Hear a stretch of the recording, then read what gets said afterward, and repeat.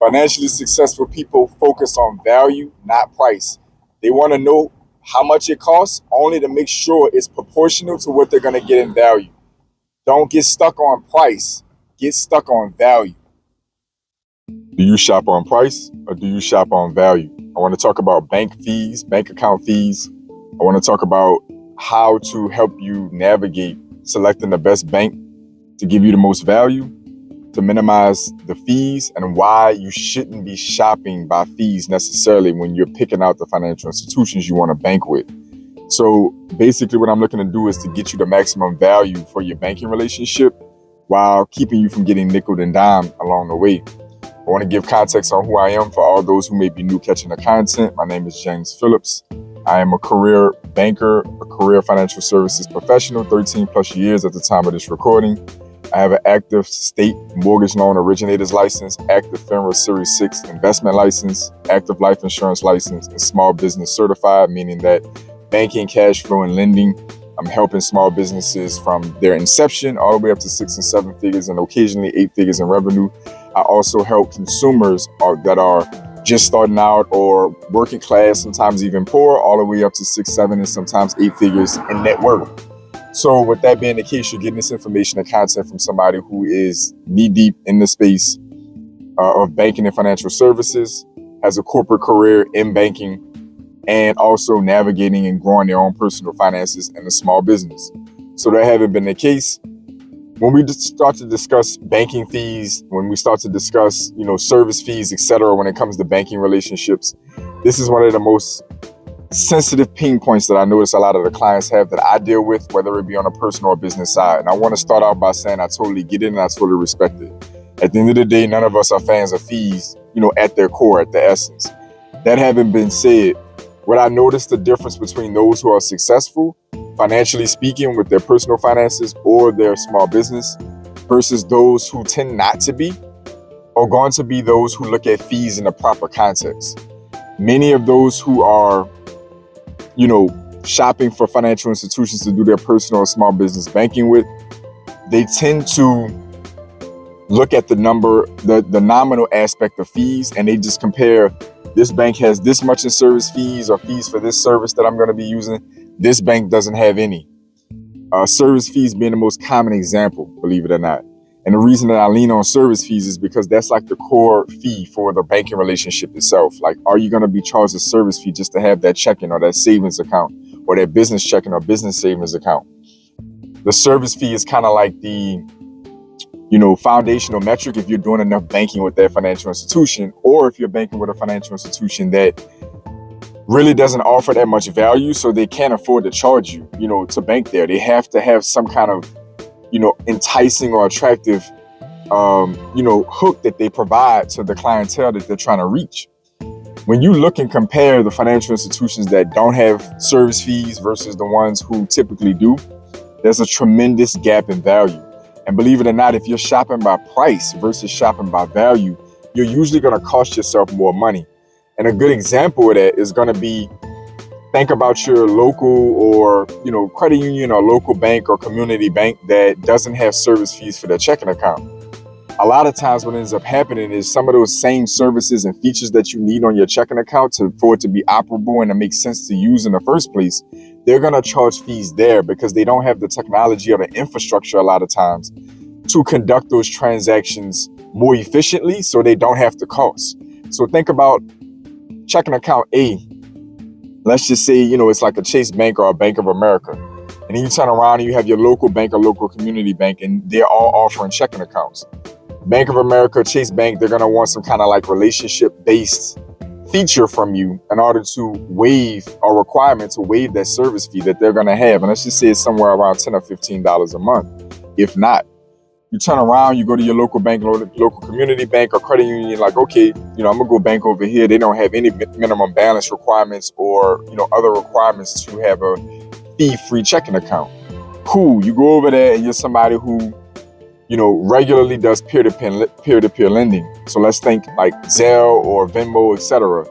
Well, the local bank, the local community bank or credit union doesn't offer Zelle or Venmo. Or on the flip side of that, let's just say that you're somebody who, does a certain type of check cashing routine or depositing routine, whatever the case may be. You think of the banking feature or function that you normally use to, conduct your daily banking. And that smaller bank that doesn't charge service fees doesn't have the infrastructure to provide the service, or they're going to charge fees along the way. So they'll say you can only cash so many checks or physically deposit so many checks a month, and you're beyond that threshold. So now they're nickel and diming you $2 outside of that threshold. Let's just say it's 5 check deposits or 5 check cashings a month, and you're at 10, and they're charging $2 per transaction or $1 per transaction after that threshold. Now the same service fees you were dodging over at the financial institution that wouldn't charge you that nickel and dime fee, now you're basically paying that same service fee to the fee-free bank account at your local bank or local credit union. There's the same thing when there's like extended deposit holds when you go to make deposits, because they don't have the same infrastructure to do more efficient verification on checks. These are just small examples of why you should shop value and not shop price. It's a very similar analogy to health and wellness. You think about eating cheaper food and you say, oh, eating this way is more expensive. Eating this diet is more expensive. But on the flip side, you turn around and the health ramification from you eating the more affordable food is multiplied many times over when you start to have health ailments that come down the line. Same thing on the banking side. The same thing serves with banks when it comes to the quality of bank or financial services professionals in the branches. I have to be honest. A lot of times there's a distinct difference. Those larger institutions, the Chase Banks, Bank of Americas, Goldman Sachs, etc., the people who have to work in those branches and work as your financial services professionals there, your financial advisors, mortgage loan originators, have to meet a much higher threshold many times to work there than they have to if they work at the local community bank or local credit union. It does not mean that there's not good professionals in those local banks or credit unions, and it doesn't mean you shouldn't bank with them. But a lot of times when you start thinking about your primary center financial institution you're banking with, in most cases, it needs to be a sizable enough institution and a strong enough institution that can offer you all of the technology, the efficiency, and the in-person professionals who can help maintain your needs and actually help your money and your finances grow. You cannot just look at the nominal comparison. Oh, this bank doesn't have any service fees versus this one that has balance requirements or deposit relationship requirements in order to bank with them, or I'm going to get charged a service fee. And you just happen not to be at that threshold. You're basically racing to the bottom. You go to open a small business bank account and they require, a minimum $1,000 or a minimum $500 or a minimum $2,000 threshold to keep that account fee free, or some other metric like, a certain type of electric deposits or credit card usage every month.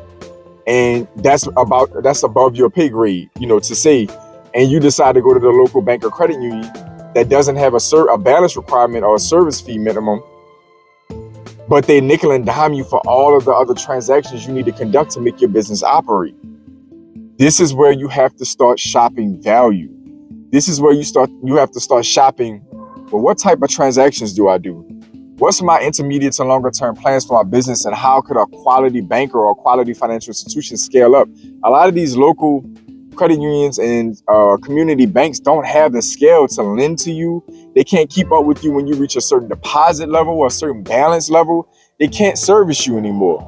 When you have a certain volume of transactions, certain deposits, you have a type of business where you're doing a lot of deposits, whether electronic or in person, certain types of withdrawals or transfers.